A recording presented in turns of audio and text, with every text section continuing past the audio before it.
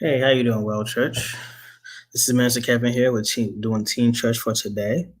Hope you guys are doing well on this Saturday. And as you can tell from the title of the message, it's entitled "Jesus Sent You a Friend Request." So I'm going to talk to you guys. I'm not too long, about I got to say about 15 minutes, maybe more, just about a message about letting Jesus into your life.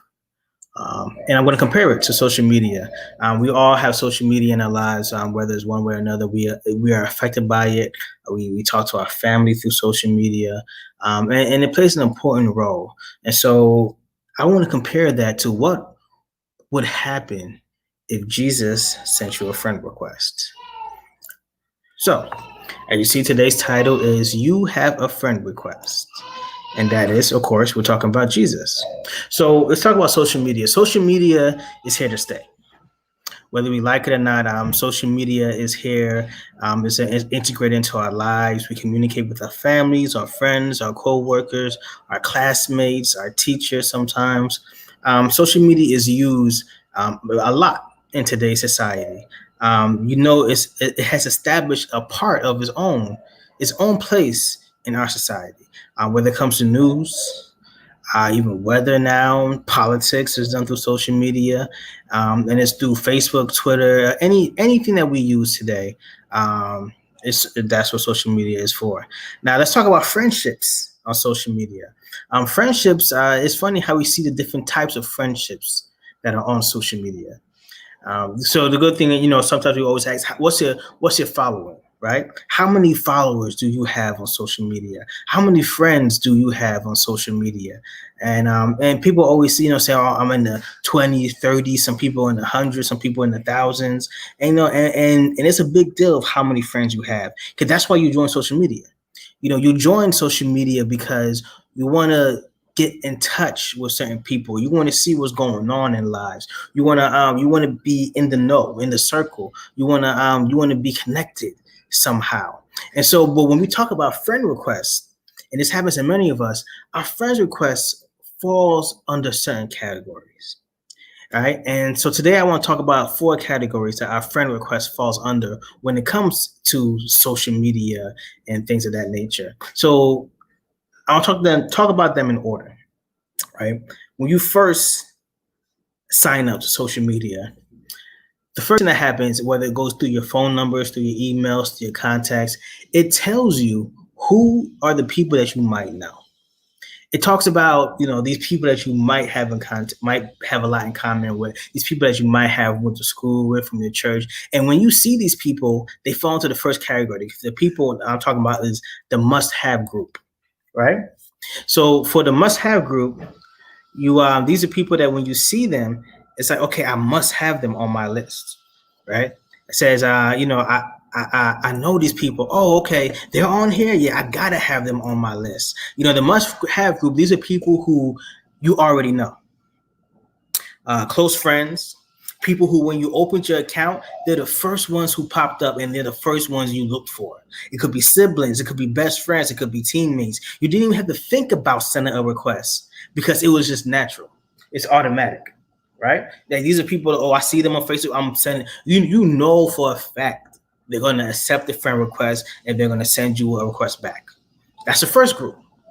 The second group of people that we have on our friend list is, oh, okay, that's cool, right? This is a group of people who, these are a group of people that maybe you know them from somewhere. You never really got a chance to get to know them, but it's like, why not?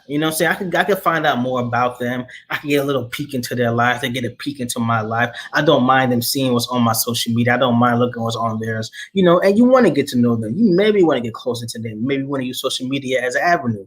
And these are the, oh, okay, that's cool type of people. You may see them in church. You may see them in class. You may see them in your workplace. You say hi to them. You talk to them. You know them by name. They know you by name. There's a good chance they're going to accept your friend requests back as well. And so you said, okay, this is cool. I'm glad to have them on my list, right?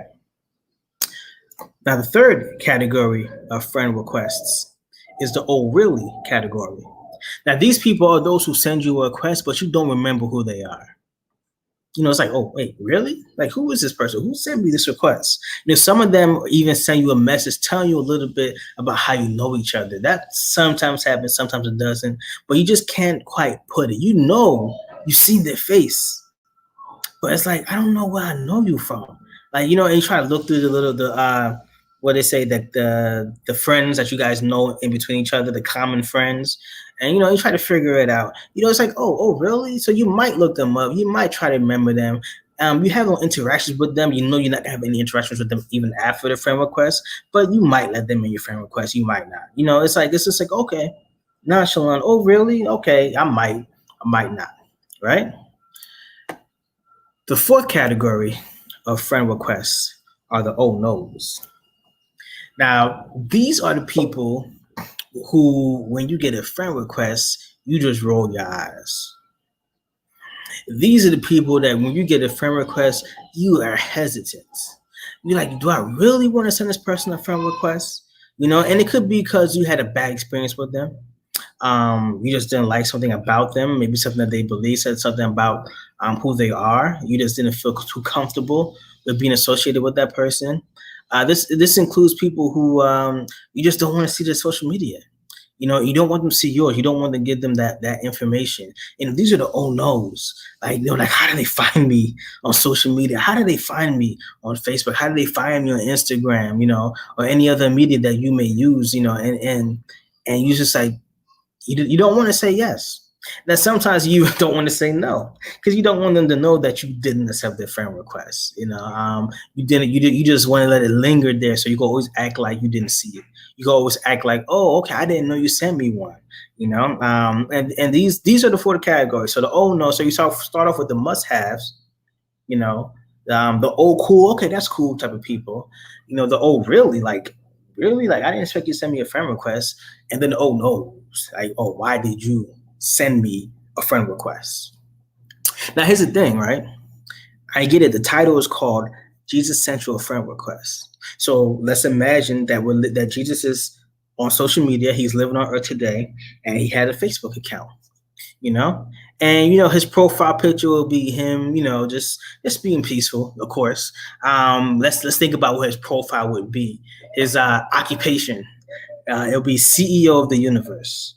Hometown, heaven. Relationship status, engaged to the church. Email, talktome@prayer.com. Religious views, he just put me, as in him himself. He's a religious view. Political views, he is a king. And of course, top friends, God, Holy Spirit, Paul, John the Baptist. So it'll be what you expect from his page. I can imagine his social media will be just very calm and peaceful, very positive. I can imagine his vacation will be titled "Visit to Earth." His status would be, making miracles happen. Busy for the next 7 days, creating the universe, and that was posted 6,000 years ago. So anyway, so Jesus Christ he has a social media, and he sends you a friend request. Now, the verse I want to talk about today is going to be in John 15:14. I'm going to read it later. But the thing is, it says Jesus calls his disciples friends.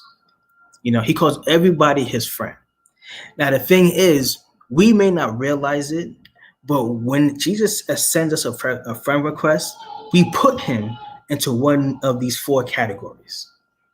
Whether you want to admit to it or not, sometimes it all depends on what's going on in our life, what's going on with us at the moment. But we put him into one of these four categories. Some people consider God as a must-have type of friends.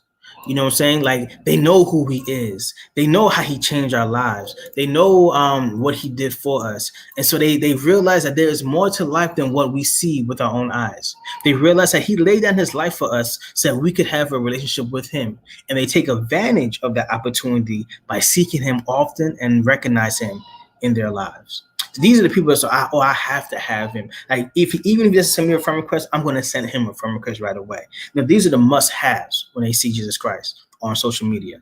But then there's other people that's like, oh, okay, that's cool. This type of people have a relationship with God. They usually go to church once a week. They like the concept of God, but they don't really know him. They don't take the chance to get to know him. He may just be somebody that's on their friend request list. He may be just somebody who's on their friend list, but they don't really go to their page. They don't really check out what he's posting a lot. They like to say they're friends with him, but they don't act like it. Their friendship with God is more of a status than an actuality. And there are a lot of people in this category. They say they know God. They want people to think that they know God, but in reality, they don't know God. They just want to say that so they can feel better about themselves. They just want to say that so they can have the status about themselves. So, yeah, I know God. But when we think about it, if you really look into their lives, they don't know God. God, he's sitting on their friend request. He's sitting on their friend list, but they never take the time to really know him. They just have him in their friend request so that other people can see him on their page. Then the third people are the oh reallys. Right? Now, the third group of people consider God an oh really type of friend. Like, oh, really? They don't quite remember ever meeting him. Some of them actually did meet him when they were younger, but now the experience may feel like a blur. Some of them have heard about God on TV. They've seen the ads. They've seen the ads on the highway. There's a church down the street from them. They see the people coming in and out. They may hear the music. Some of them throughout their lifetime may even try to connect with God somehow. But if something goes wrong, they quit. And they live their lives like God never existed. They might even say that they believe God, just not the church. They will more than likely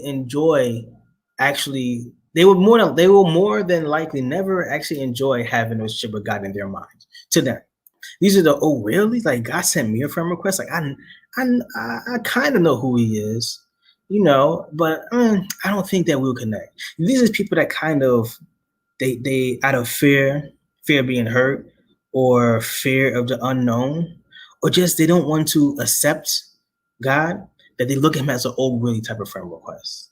They know who he is, and they're curious of why is he sending me a friend request? Like, why is God trying to connect with me? Why is God trying to come to me? And this is different from the other ones, because the other ones, they know God.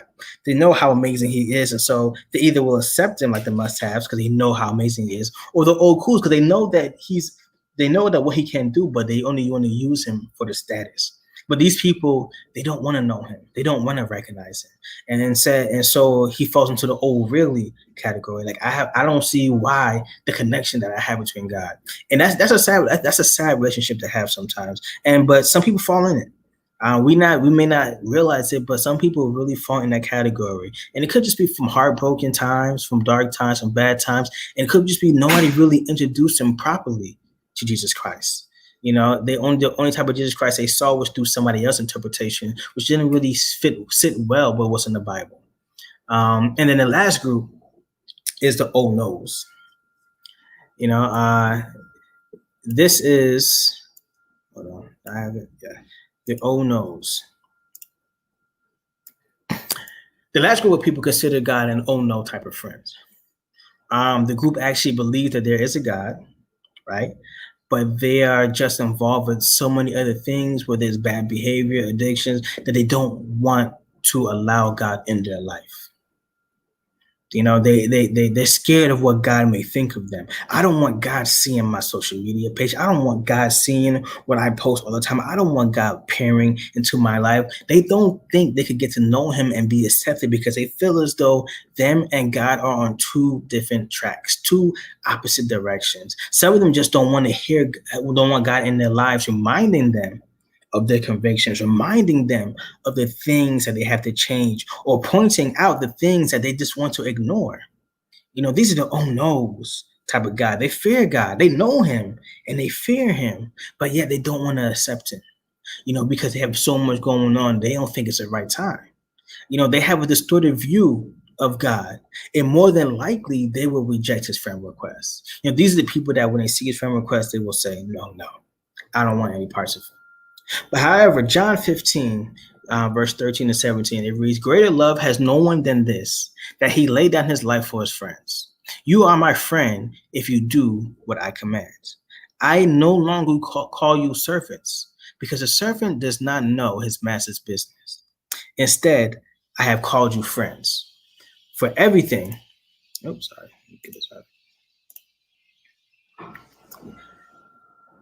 Instead, I have called you friends. For everything that I learned from my Father, I have made known to you.